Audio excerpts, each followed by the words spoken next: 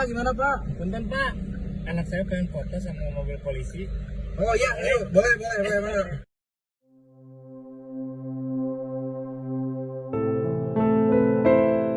Seorang ayah sedang menggendong anak mendadak menghentikan mobil polisi yang sedang patroli di jalan. Dari kejauhan, pria tersebut tampak melambaikan tangannya sembari menggendong sang anak.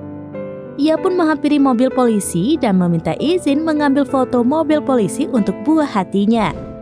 Sang ayah pun menjelaskan kepada polisi yang mengendarai mobil patroli jika anaknya ingin berfoto bersama mobil polisi. Pemilik akun @rizky_mts30 yang juga anggota polisi bernama Rizky itu langsung mempersilahkan.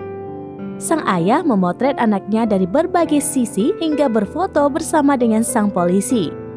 Tidak hanya berfoto, anak laki-laki itu juga diajak masuk ke dalam mobil patroli. Ekspresi kebahagiaan sang anak begitu terlihat, terutama saat bermain alat sirine mobil patroli. Anggota Patwal Polres Cimahi juga bersemangat menjelaskan fungsi dan alat yang ada di dalam mobil polisi. Tidak hanya anak, sang ayah dan polisi tersebut tampak senang melihat raut ceria bocah laki-laki itu. Video tersebut berhasil membuat haru warganet. Banyak yang mendoakan jika kelak sang anak bisa menjadi polisi yang baik.